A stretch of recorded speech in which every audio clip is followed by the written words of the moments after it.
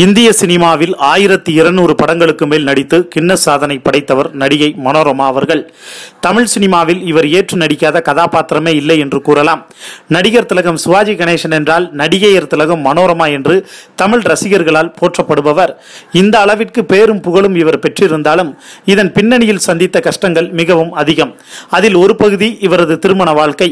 தனது பெற்றோரின் எதிர்ப்பையும் மீறி ராமநாதன் என்பவரை திருமணம் செய்து கொண்ட பின் ஒரு வருடத்திற்குள் அவரை விட்டு பிரிந்து விட்டார்.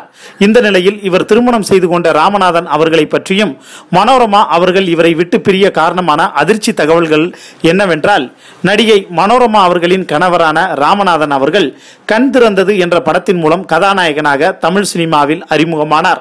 1959 ஆண்டு வெளியான இந்த படத்திலிருந்து இவரை அனைவரும் கண் திறந்தது ராமநாதன் என்றே அழைப்பார்களாம். இதனை தொடர்ந்து தேடி வந்த லட்சுமி உட்பட பல படங்களில் இவர் நடித்திருந்தாலும் பெரும்பாலும் இவர் நாடகங்களிலேயே நடித்து வந்தார்.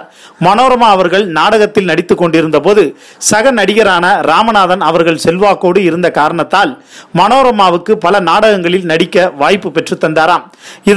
இதனால் ராமநாதனின் அன்பிலும் ஆதரவிலும் மயங்கி அவர் மீது காதல் கொண்டு திருமணம் செய்து கொண்டார். இருப்பினும் இந்த பந்தம் நீடிக்கவில்லை. மனோரமா அவர்கள் இவரை விட்டு பிரிந்தார். இதற்கு என்ன காரணம் என்றால், தனது நண்பர்களின் மனோரமாவை மடக்கி காட்டுகிறேன் என்று விடுத்த சவாலில் வெற்றி பெறவே திருமணம் செய்து கொண்டார் என்ற தகவல் பின்னாளில் தான் மனோரமா அவர்களுக்கு தெரிந்ததாம். இதனால் மிகவும் அதிர்ச்சி அடைந்தாராம். மேலும் தனக்கு பிறக்கும் குழந்தையால் தனது உயிருக்கு ஆபத்து என்று ஜோதிடர் ஒருவர் கூறிய காரணத்தால் தன் மகன் பூபதியை குழந்தையில் கொல்ல முயற்சி செய்தாராம். இதனாலேயே ராமநாதனை விட்டு பிரிந்தாராம் மனோரமா ஆட்சி அவர்கள்.